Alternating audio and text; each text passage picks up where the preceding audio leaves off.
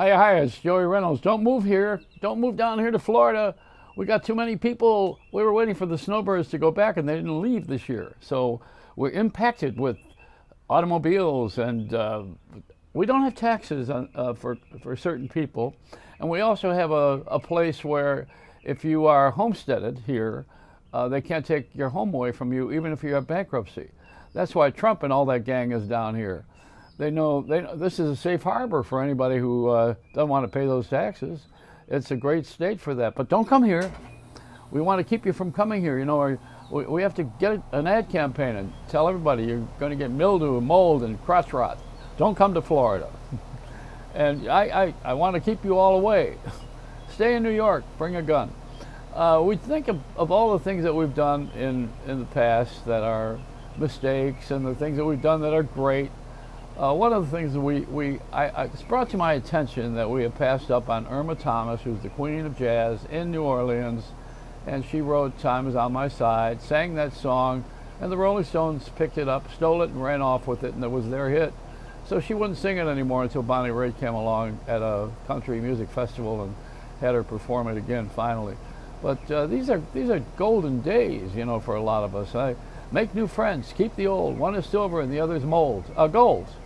I got my work cut out for me. I don't know how much time I got left. "Time Is on My Side" is a song, but I don't know if I got that left here. I could be like the Mad Hatter in Alice in Wonderland. You know, I'm late for a very important date. I'm running out. Time is running out. Look at the owl. I'm getting approval here. Is this the approval rating that Biden wants? Why do presidents want approval ratings? The job is nobody's going to like you when you are making all these changes like this. You know, why does a president want to be loved? You don't want to be loved. You want to be left alone so you can get the work done. You know, they have Camp David, which sounds very Jewish. Camp David, huh? They have a good place for meetings up in what is it, the Berkshires? No, that's in Massachusetts. Where is this? New York State is where all of the. Where is Camp David? Gee, I don't know. I've never been invited. I understand they have a bowling alley, swimming pools, and a great forest. And Smokey the Bear is at a mall. You know, he's retired. So we don't know where Camp David is. I can't remember. It's not the Catskills. I mean, that's where all of the Jews go for the rolls and the schmear, you know, all of the food that you get. A lot of comics started there, and they don't have that anymore. You know, we had Lakewood, New Jersey, which is the lower Borscht Belt. Even Jerry Lewis was a soda jerk down there. Then he became just a plain jerk. But you know, we have a different kind of world that we live in right now, where everybody is not like me. And you're never going to be like me because there's only one of me, and I'm as original as a snowflake and a fingerprint. And nobody's going to come close to what I've done, because who would? Stay out of Florida. It's got crotch rot.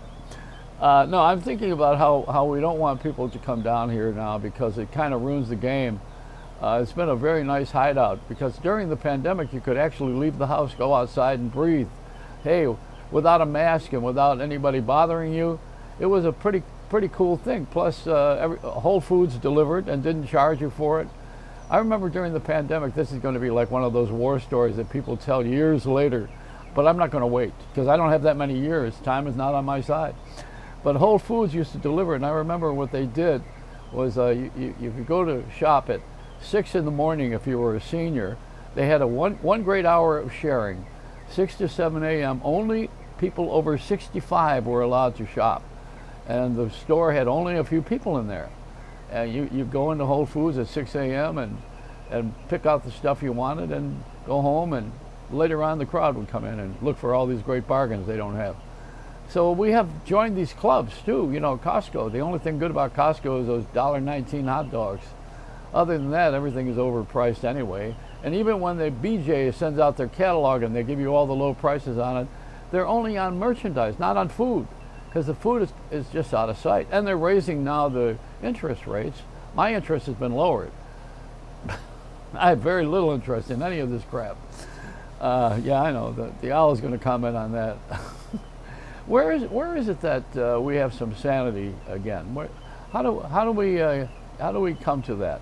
Why is it that we're always looking for approval ratings? Like the president needs an approval rating. What approval rating? What does that mean? You voted the guy in. He's got 4 years. Get the job done. You don't like it? Get someone else.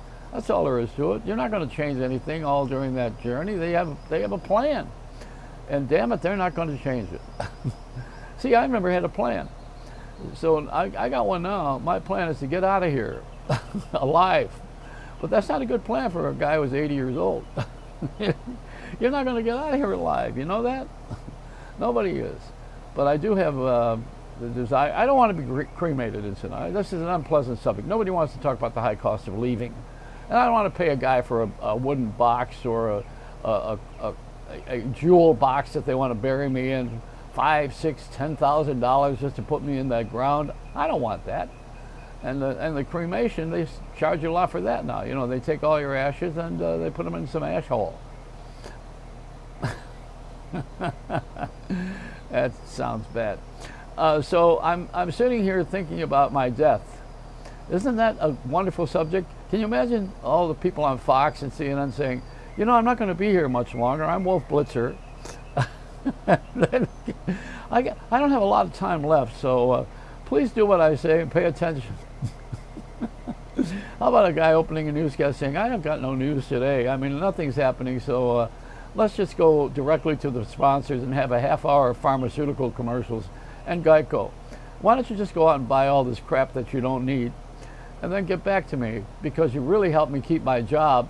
And it's insane for me to sit here and give you good news, because nobody wants to hear how good everything is, because at home they don't have it good. See, if you don't have it good at home, you don't want to watch television where everybody's doing well. It's like waiting for a black person on the Flintstones. Ain't going to happen. They're not going to redo that cartoon. But it's also waiting for a white person on Amos and Andy. Works two ways, you know. I think we have integration pretty good now. Is it inclusion, they call it. They give it a better word. Everything's got a better word. It's more dressed up so that you feel better about these things that you're being forced to accept. I still don't like Popeye's chicken. I don't care how damn good the oil is down in New Orleans. I hate that Popeyes. It's repulsive. Give me a, when did the Colonel kick the bucket? He's still selling those things anyway. I don't know how we can live with all this bad food we've been eating for all these years. I mean, the body is a miracle that it absorbs all these drive-through window dishes, these meals that are just dreadful. You know, they're microwaved and they're fried, they're overcooked, they are advertised. Nothing looks in your stomach the way it does on a menu. And nothing looks as good at a restaurant as the menu at Denny's with those great photographs of the food. They hired a fashion photographer to photograph pancakes. Since when is a pancake a great photograph? Only at Denny's would it be. They put an egg next to it and you got a winner.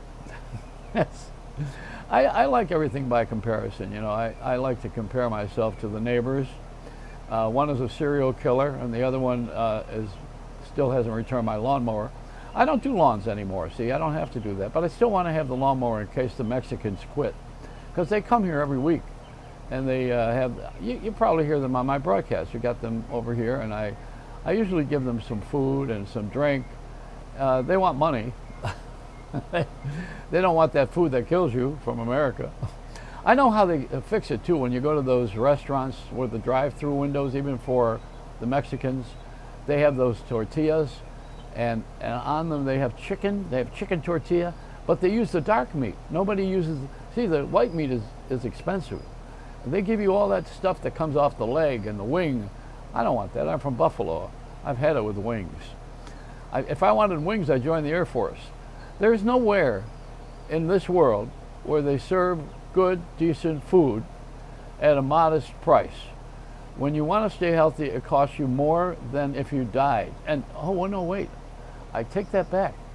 It costs you more to die than to have a slow death with the food you're eating.